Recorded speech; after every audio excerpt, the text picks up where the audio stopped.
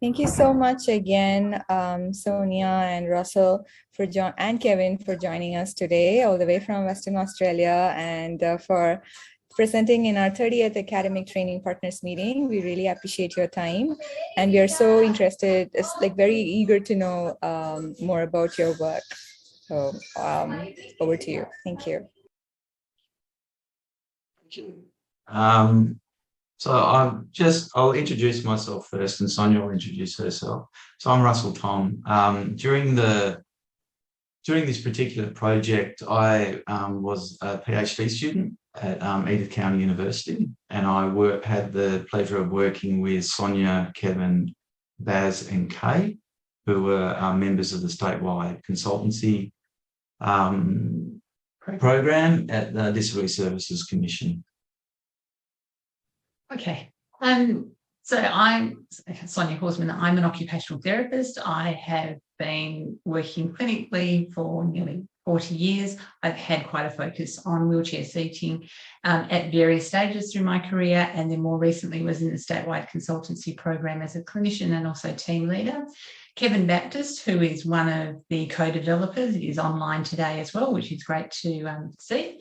So you can see from Russell, there was a team of us that contributed as clinicians to the work that he did in terms of solving a problem we thought we had, but he helped us to redefine that problem, and we ended up with discovering things that we didn't initially know we were to discover. How was that? Brilliant. Absolutely. That's what happened. Okay, right. I'll leave you to continue with the first content. So my background is actually as a designer. So I was a traditionally trained designer, but have worked in the human services sector for about 25 years now. So when we started the project, it was two elements to it. So it was looking at digitising the assessment form for the wheelchair assessment process, but using a co-design approach. And it had never been in Western Australia, it had never been done before to work using a co-design approach and having a framework to do that. For those who don't know what co-design is, in a nutshell, co-design is designers working with non-designers to develop solutions to problems that they may have. Standards and Status here have stated it. We'll be able to share these PowerPoints as well, so as PDFs after the session if people want any of the notes. So the first problem that we were given was digitise the assessment form. And when I started being involved, it seemed a really simple problem to solve. But to solve the problem, we use this model called the ADOPT model, which is about making sure that you use what you're doing and you use a methodology that remains people-centred and make sure that the outcome and the focus of the project stays related to the people who are the end users of whatever it is that you design. So this is the model. There are system parts to the model: people, design, technology, and organisation. And then there are innovation parts, which are experiential, behavioural, functional, and procedural.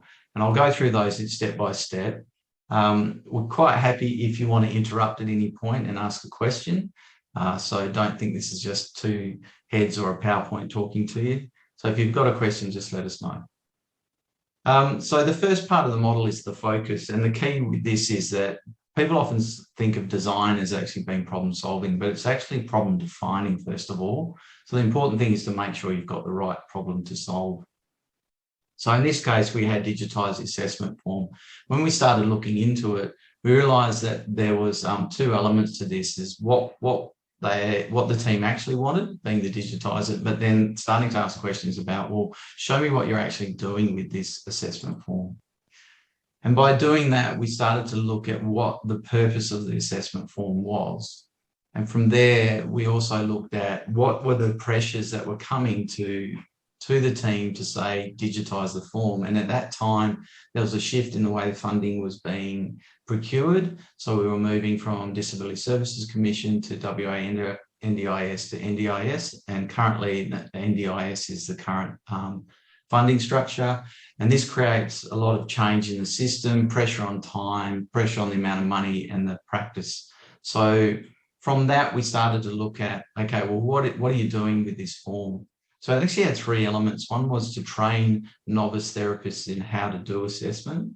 The other was to create a framework for the process of doing assessment. And the last was to do data collection. So when you start thinking about you've got one thing doing all of that, it became quite evident that we needed to start to break that down. So we needed to think about the needs of the different people in this process and what do we need to do as a part of the process. So in design, there's this thing called the design me a chair. So what we often do is look at the problem statement that we're given and make sure that there's no solution in it. So rather than saying design me a chair, we'll actually convert that into a sitting problem. So the problem then moved from being digitize the assessment form to how do we make the assessment process more effective.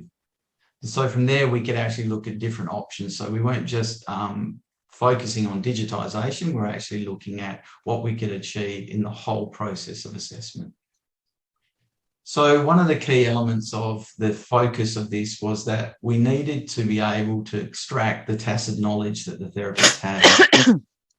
So a lot of the time that I spent with the therapist was actually looking at extracting out the knowledge that they had. So the things that they knew how to do, but they couldn't really explain why they were doing them or where they were getting to with those particular steps. Then the other part is looking at the necessity and viability. So what we knew is that there was a real necessity now to advocate for mobility as being really important for people, that having wheelchair assessments done and having them regularly reviewed were really important, and then making sure that maintenance was a component built into everyone's plan when they were given a wheelchair. As we all know, one of the things that's become really evident in the last few years is that in design, viability, feasibility, and desirability have always been talked about, but necessity never has. COVID's really shown us how necessity can change what we do, the necessity to find new ways to work, the necessity to change the way that we work has really come through in COVID. And one of the things with this project is that the necessity to digitize the assessment form wasn't really there, and we actually had lots and lots of barriers to doing that. So once we sort of realized that, we then started to focus more on the training and the actual assessment as a physical form in paper and the process of doing assessment. So as the model said, there's people in everything, and all problems have people because all problems have a worldview attached to them. So in this case, we had lots of different people involved in the process, and we had to actually understand how those people were going to fit. One of the key things about humans is they have a classic thing called a workaround. So no matter what you put in front of a human being, they'll always find ways to work around and find solutions to problems, even if we try and put things in their way.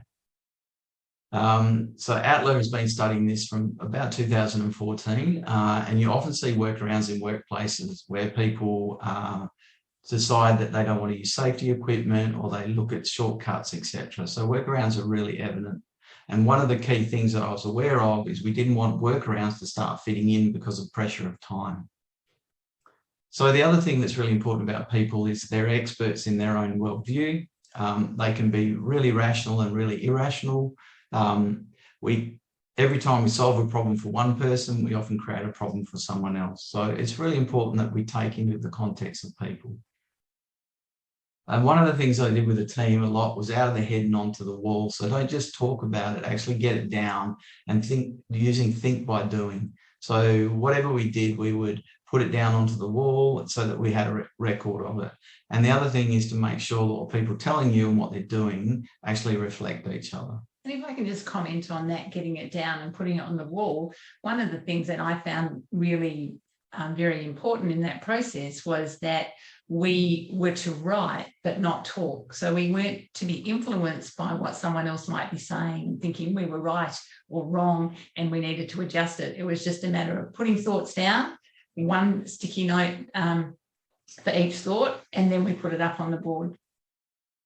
Yeah, so brainwriting is a really powerful tool, which is to ask a group of people to put down and jot down their notes in silence. So there's no power in the room, and people get a chance to actually put up what they need. So here's some examples of sort of work that was done during that time.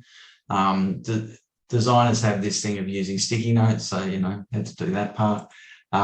So mapping out the journeys, mapping out the way that people work through the whole process, lots and lots of whiteboard work so that we could actually work through and see what was happening and talk to it as a group. And then illustrating out what we were doing so people could understand where we were heading.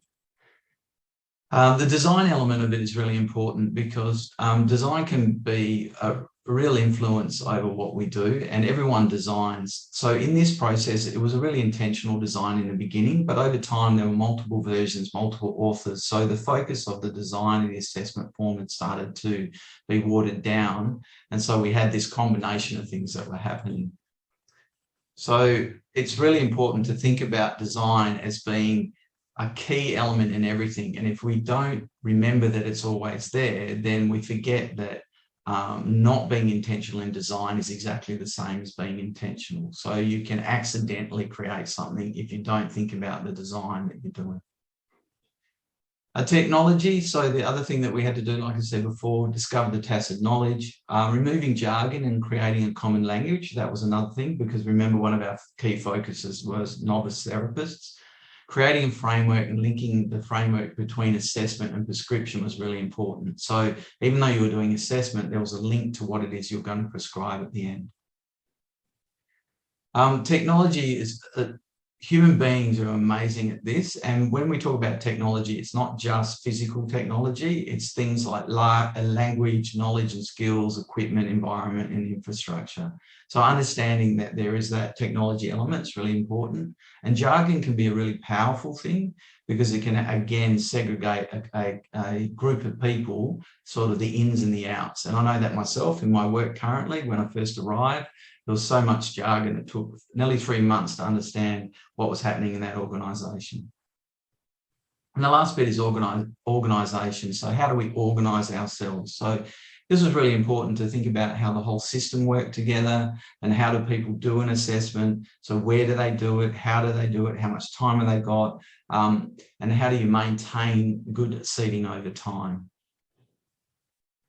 So again, Margaret Mead, the cultural anthropologist, she was the person that actually said, rather than listening to what people say, go and watch people and see what they actually do, and the truth will be there. So organisation can be lots of different ways: formal, informal, rules of thumb, best practices, guidelines, etc. And we all have those, and especially in areas where you're looking at clinical understandings, etc., there will always be those guidelines and those principles that live there. So the innovation points, the experiential, behavioural, functional and procedural, are areas where you can then start to play with what it is you want to change.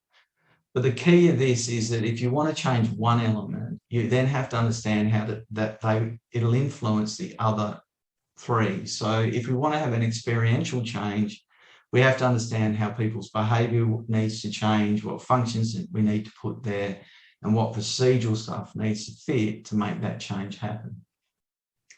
So what was the outcomes? So over the period of 19 months, we did 81 design sessions, which equated to about 254 hours of working with the team. There were over 209 artefacts developed as a part of this. So that was both the assessment form, but diagrams. We went down a couple of rabbit holes here and there as well, created a thing called the individualized complexity matrix that didn't make it through to the final cut. What was really interesting is we did 6 training sessions over 12 months, which was approximately 60 therapists. The most valuable, most important things that were identified from the feedback from those sessions was the framework that we put in place, COSM and SCAM. We'll talk about that in a minute. The assessment form, framework, terminology, pictures, but the really big one was the chance to be hands-on in practice. So not just being theoretical. The team does a lot of work with therapists to actually get them to get down on the floor, touch someone's body, understand how it moves, understand where all those points on the body are so that they can do a really great assessment. So when I talked before about those innovation points, these are those four. So from the experience point of view, we worked out that there was lots of confusion, people were unsure, they were frustrated, overwhelmed and challenged, and we wanted to move them to be in a position to be calm, confident, reassured, increase their knowledge and increase their skills. So to do that, we then had to make sure that they took the time, they slowed down, they built relationships. So building relationships is about understanding the person they're working with and understanding the people around them, because that's really important when you're doing assessment. Asking for help, so the team was there for them to ask for help, and that was one of the really key things, is so that after the course they didn't feel they had to go out and do it on their own, and following the process. So we wanted them to have the habit and behaviour of following that process. We broke the form down into chunks. We provided signposts by using different sections in the form, colouring the form in different ways, defining the questions, the data and the prescription, and simplified the visuals.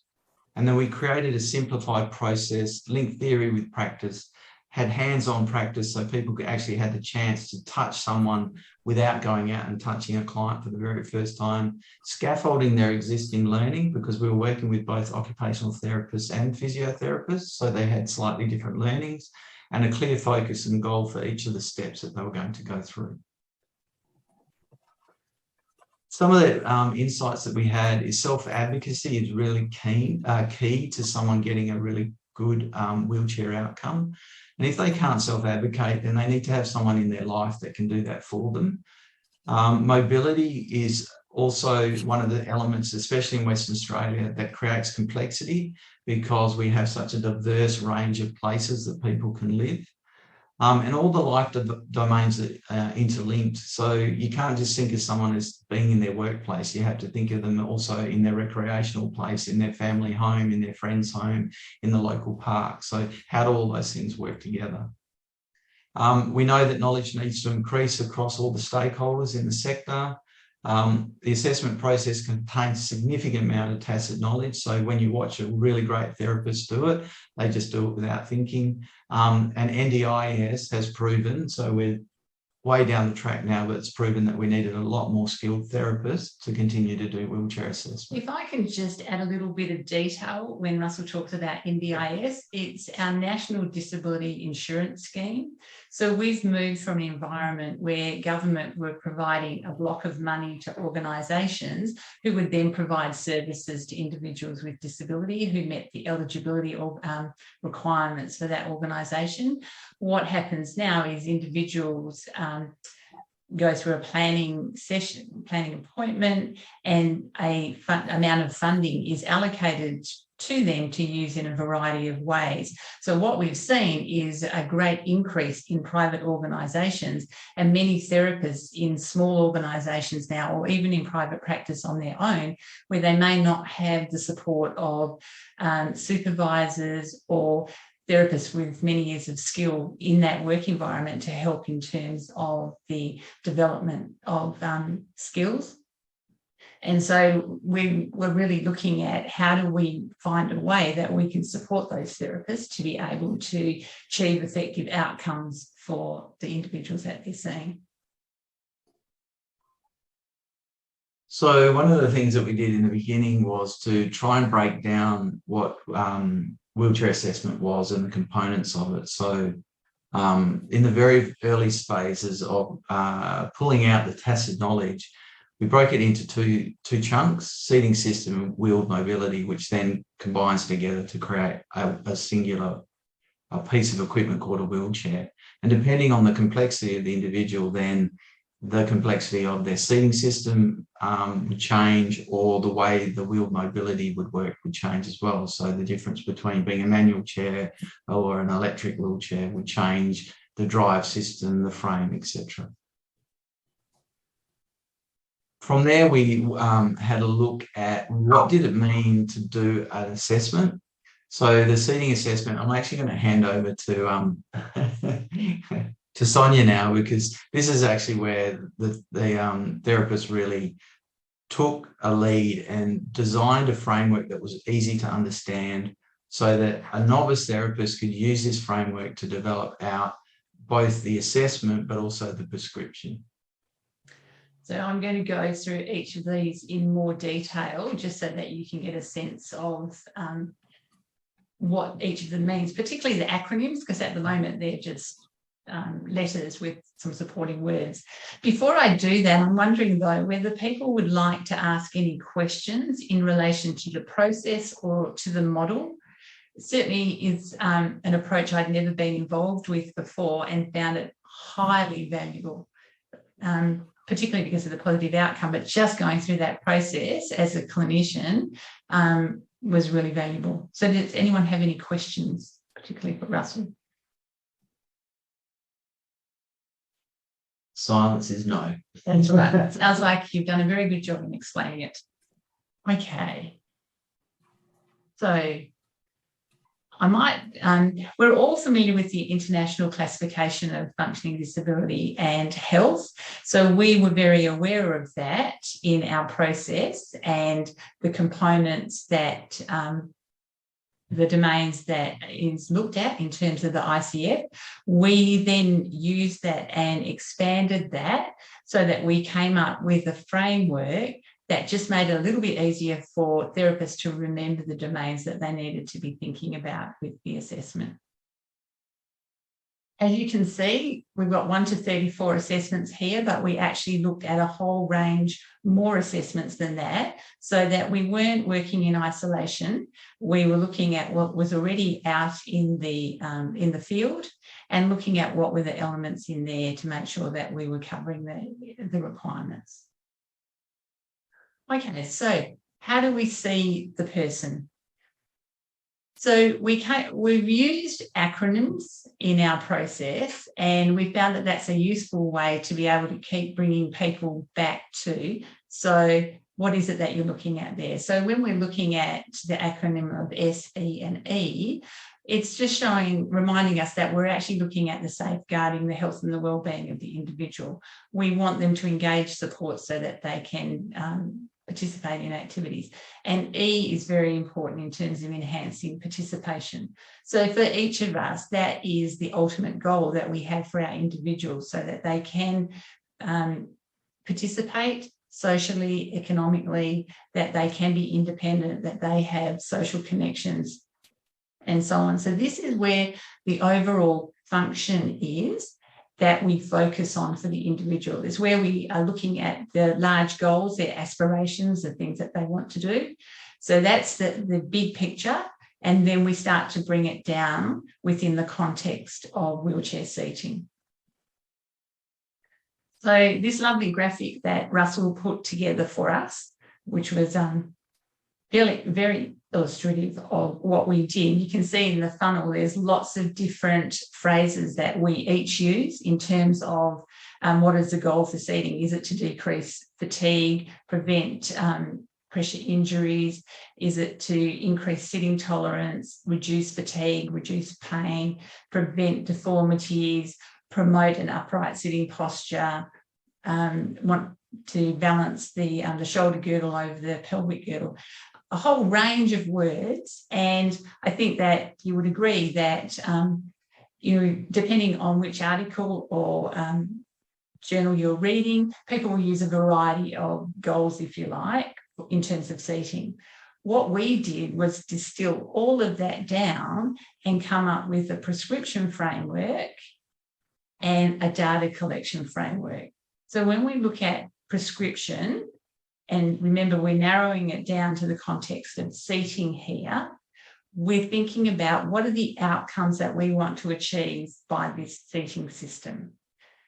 And as we kept talking and exploring, we kept coming back to originally 4 key elements. You'll see that the last one has a box around it because that's one that you would have seen in the beginning, Kay Donick was mentioned. So Kay and I have now added movement to the seating outcomes. But essentially, whenever we were looking at the outcomes, we found they could fit into these 5 elements. And we had tested it with our training as well. So we had an activity in there where we asked individuals to put down what their goals were for seating And then we were able to still put all of those words either into the C, the big functional participation outcome, or the seating outcome. And then you'll see, not yet. The next one will be about the positioning objectives. So in terms of seating, everybody needs to be comfortable when they sit. For those people who have issues with skin integrity or sensation, then of course we need to be really mindful of pressure management as well. And so for us, comfort has both elements there. Orientation we use as a way of making sure that people are aware of the orientation of someone's vision, so that they have good eye contact with people in the environment with tasks that they're doing, that their mouth is also in a position to make them safe at mealtime, so if they have dysphagia. And then we've also put hands there, so that the position of the hands is such that they can perform a task. So if somebody does tend to go into retraction, external rotation, that we're helping to bring their hands forward so that they are able to participate. Stability is important because, as we know, that if you can provide proximal stability to someone, then they have more opportunity to succeed in terms of distal function and fine movement. We want to align body parts, so looking at positioning someone as close as possible to the reference neutral position, but where that's not achievable, positioning them in the optimal sitting position. But we're aiming for alignment of the body, because if the body has a natural alignment, if we position the pelvis in an upright neutral position, then we'll naturally get the curves of the spine, for example. And then, as I said, about movement. So this was really just to make sure that people are coming back to making sure that people can move. So the seating outcome, if we're using a pelvic positioning belt, for example, that the person can still move, so that the angle that you use on that belt will be very carefully decided on, so that you can make sure that the individual will continue to be able to function. And also the features that we use within the seating system, for example, a medial thigh support, that we're not going to inhibit a person's ability to go from sitting to standing to then transfer. So then, once we have done our postural assessment or our MAT assessment, then we need to look at what is the positioning objective that we want. So what essentially occurs, what we're looking at the postural components, and then we're looking at what is it that is the postural tendency within that component. So is it pelvic obliquity, is a lateral flexion of the trunk, for example? And then what do we need to do in order to align the body to reference neutral or to the optimal sitting position? So when we look at SCAM, we're looking at whether we need to support, correct, accommodate, or minimise that postural component. So this very much relates to alignment of the person's posture in order to achieve the other seating outcomes, for example, comfort, orientation, stability, and movement. Then we have extra considerations that come into play there. We also do know, though, that with alignment, that if you do align somebody's posture, then that's naturally also going to contribute to them being more comfortable. So if they have a pelvic obliquity and you make sure that you accommodate for something that's non-reducible, then they're going to be more comfortable in their sitting position. If we look at aligning the pelvis into an upright sitting position, and then hopefully we can have an impact on reducing a kyphosis, then we can have a positive impact on someone's visual orientation to their environment.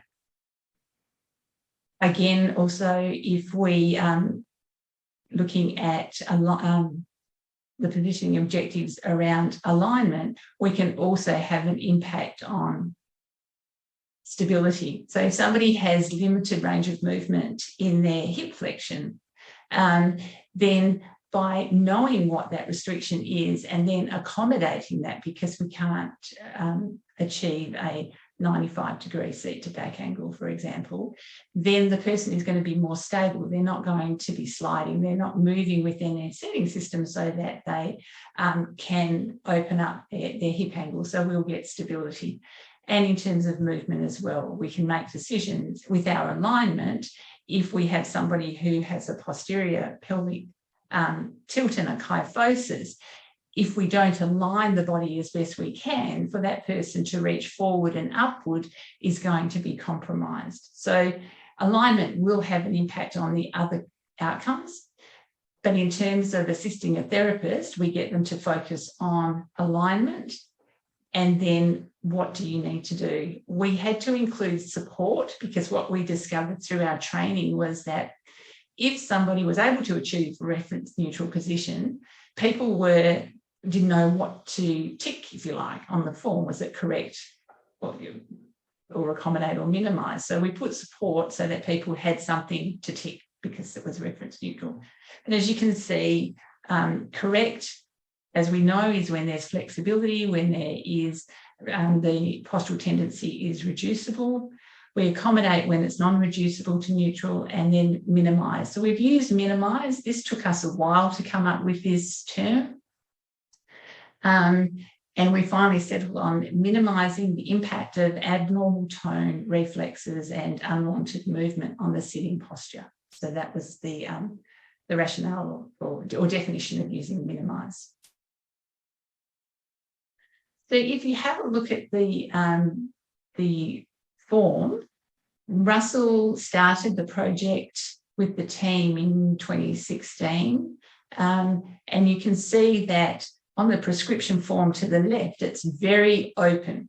So having a form like this can create anxiety, as Russell showed on earlier slides. And even just looking at, well, what objective do I write next to an assessment finding that just says pelvis, means that you have to go back and draw on your knowledge. People were spending time writing the objective, and it became more a task in writing rather than the analysis going through the prescription process. And then the final column, features required. You can see the contrast to the 2021 form. And this one is a modification of the final one that was put together with Russell's project.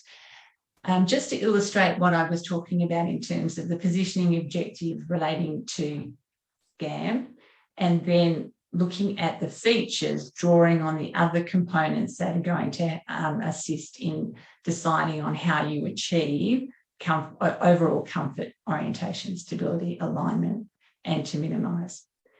You can also see that we're assisting to guide people through that process. So it's already pre-populated for pelvis. We've got tilt, obliquity, rotation, because when we do our postural assessment or our MAT assessment, that's what we're looking at. So then there's a space for people to write in there what they're finding, and then to make a comment about the flexibility and all the reducibility for each postural component. You can see with the hips and thighs, we've actually put in thigh to lower leg angle. So it's already there. People are reminded this is really important. You need to have actually taken that measurement, so that when you move to the far column and look at features, then we've got our seat to back support angle. You'll see that we've got a checkbox next to the to scan, so that again people can go down there and tick one that's relevant, and then they write next to that whether they're going, which postural component or which postural tendency they're correcting or accommodating. Are they correcting the pelvic obliquity? Are they accommodating the pelvic tilt, for example? And then again, to assist with the scaffolding that Russell referred to, the type and location of features. So we spent some time looking at, so where may the postural supports be located? So we're not talking about primary supports. We're talking about the additional supports. So in terms of inferior, that's in the situation of a pelvic obliquity, you're adding something more than just the seat support surface.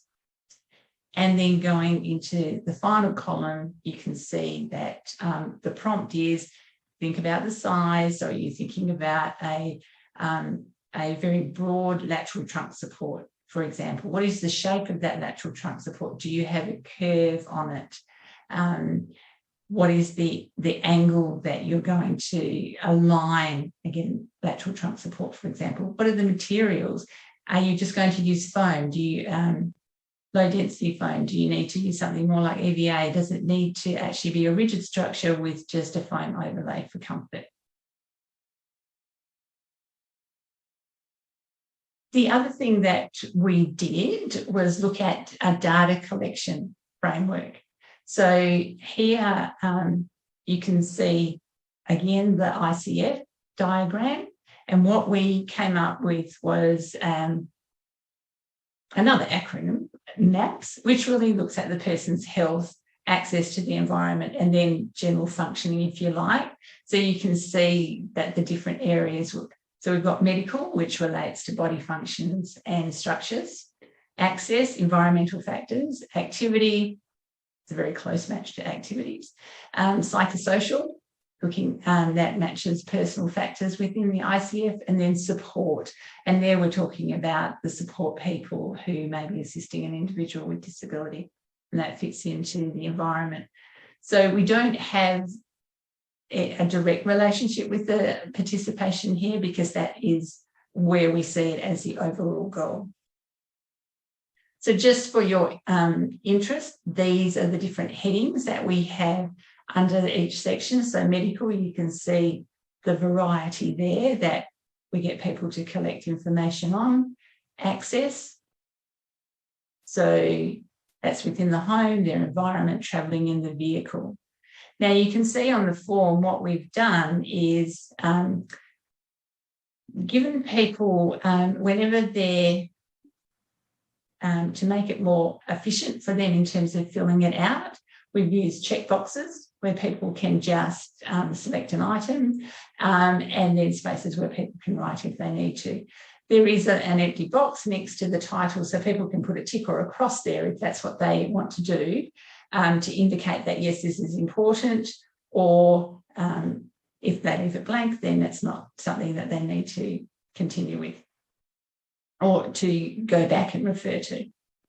So activities, you can see the wide range of activities there, psychosocial and support.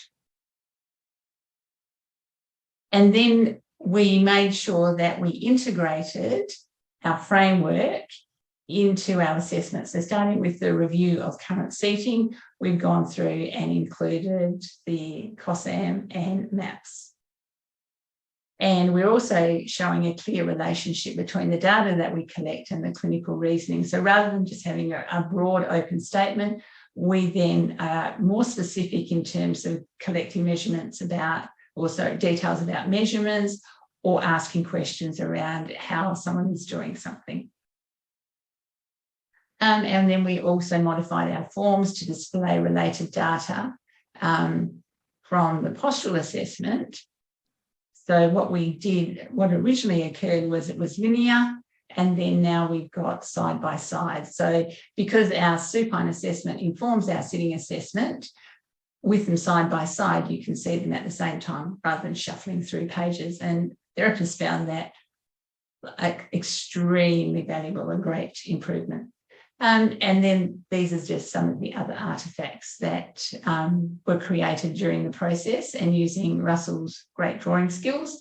So using a lot of line drawings to make illustrations easier rather than photos, and instruction cards and clear illustrations. Okay, so that's the process that we went through, looking at the model and then just showing how it was put into practice. So now's an opportunity for more questions if you have any.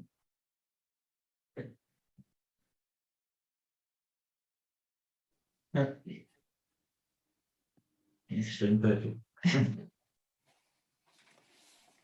Hi.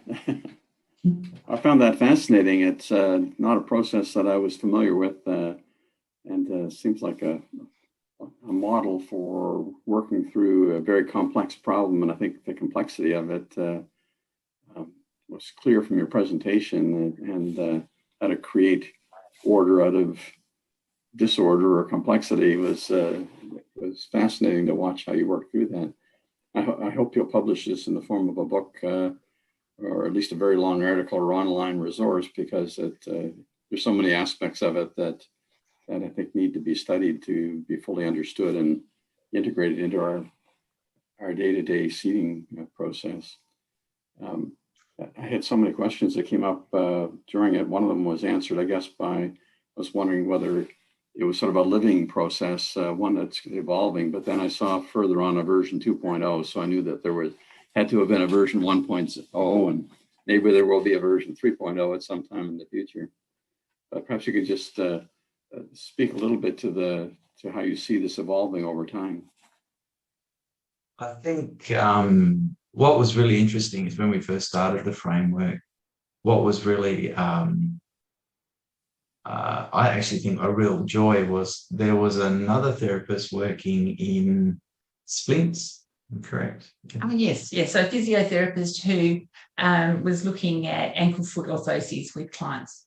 And they had come and seen this and had started to adapt it in that area as well. So the framework and the way of thinking through how to do the assessment and then creating that clinical rationale and then the prescription, they could use this process to follow it through. So yeah, it was so they were using COSA, and of course didn't use the O because you're not looking at orientation in relation to the foot, but certainly you need to be comfortable. You want the foot to be stable and you want to be aligned. So it worked really well. And I think from a development point of view, the whole idea behind the kind of the design that we're doing, the co-design, and part of the reason why we never digitized the form was once people had learnt it, they were starting then to change it and develop it. And we saw multiple different versions of the assessment form going out into organisations. And Sonya had a few occasions where she would be looking at something going, this is our form. And someone else had written on it that it was their form. So, but that was the whole point, is it was done for our community and given back to them. So that was the whole, it's not owned by me, it's not owned by the other therapist. It's a structure that can actually be built on top of.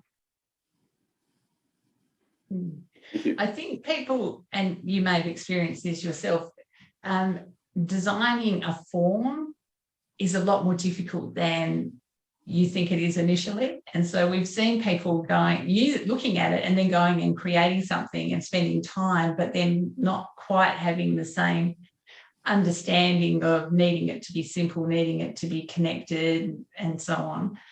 So they've sort of spent a lot of time that kind of had to come back, because we were very fortunate. You saw that there were many hours that went into this because we were a team that was funded to provide support to therapists across the state of Western Australia, which is very large.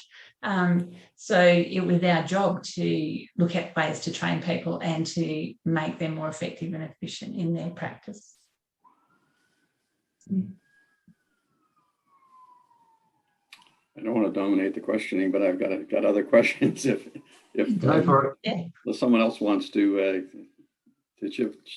chime in, I guess there's quite a lot to the assessment, and I can see that it would take a moderate amount of time, but it seems very integral to providing the seating system, and it would take place over time. So I can see where the data points that you were referring to might be collected over the whole process of wheelchair provision. I'm a physician, so I come at this from a bit of a medical worldview, and not that I'm advocating the medical model of disability, far from it. I really believe in the social model of disability, being in rehabilitation medicine. But in medicine, when somebody comes with a presenting complaint, pain in the chest or a sore shoulder or whatever, we have a wide range of assessments that we can call upon. We may do some blood work, and within having dropped into that, then there's maybe 100 different tests we could do, of which we might only do 3 or 4. And then we might say, we're going to do an X-ray, or what kind of X-ray are we going to do? We're going to do a conventional or a CAT scan or an MRI. And so there's this concept of low granularity where you're looking at the big problem, and then higher granularity as you dive down into what you specifically are looking for. So I can see that aspects of the process that you've developed might be used in a modular fashion. And there may be already existing assessment methods that you could tap into rather than reinventing. I'm seeing this from the standpoint, for instance, of the M for movement in your COSAM acronym. That is the main focus of the wheelchair skills program, is what skills do people have? They can roll their wheelchairs across the level, but they have trouble getting up an incline or up a curb. And so again, it's that granularity thing that you sort of dive down into the specific subtypes for the wheelchair skills test, which is available free online. It has 32 different skills for manual wheelchair users and 29 for power chairs. So I can see how what you've done would be extremely useful to be used for this part of the process. And then you might pull in the wheelchair skills test and do that to do a deeper dive on the M in your COSAM. And so I can see how what you've co-designed would be very useful either as an overall framework from which people could then pull things in, or from somebody else's framework that you could pull in aspects of yours. So then I'm just wrapping my head around how the various assessment procedures could relate to each other. That's reflecting to hear you look at how those things can interrelate, and you start here and then we can add more to that. I mean, that's very exciting, actually. One of the ones I said before, there was something that didn't get across the line, which was the individual complexity matrix. A part of that was also looking at being able to sort of take that higher view and look at all the needs of an individual and their seating and mobility needs, and almost creating like flag points to say, this because the place where this person lives or the things they're trying to do create complexity. So you need to dive in here and have a better look. You might need to work with a more skilled practitioner who knows a bit more about this in this area, especially say in a medical area such as pressure.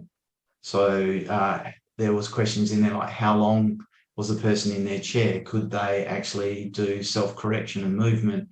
And by answering certain questions, it would then create, it's okay, you can move along from here. There doesn't seem to be any red flags. And then when there were red flags, it would say, okay, now you need to drill down and understand more about this, find out more about the medical history that maybe that person has. Because we were focusing on the novice, so we're trying to create a way of flagging things to bring to their attention, to bring other people or other assessment processes in. So, yeah, you said it far more eloquently. Well, thank you so much for your presentation. I found it very stimulating. I hope I presume Kirk is recording this and will make it available to many others who would find it interesting as well. Thank you very much. Thank you.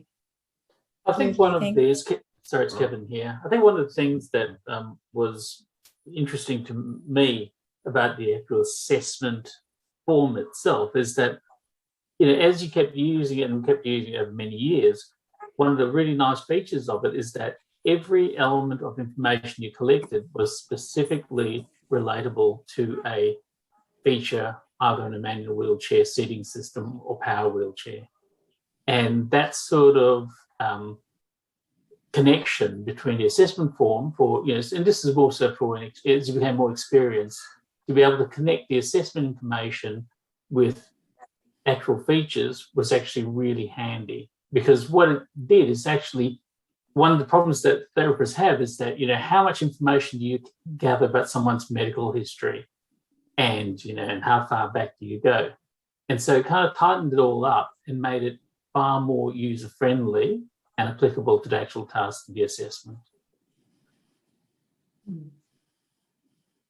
Everything on the form earned its place. There was a lot of why should it be there. Yeah, exactly. What would we do with that information? Could be slightly lost. Yeah. Oh no, she's back. Okay, good. Yeah. Well, thank you very much for the invitation, and thank you for your time. If there's any other questions, you can always make contact with us. And from my side, yes, at some point in time, there will be a thesis published in the next probably a year and a bit, I would say, at this stage, working full time. So it takes a bit longer to do it. But yeah, there'll be something out soon. Congratulations on your work, actually. I think it's really great what you guys have done. And I really want to get through it again in more detail. I certainly will, once we get the recordings, I can listen to it again. It's certainly something that deserves to be used by many more people, actually. Thank you. That's a huge compliment to say that, because we did a lot of work, and I think that the whole team is very proud of what we achieved.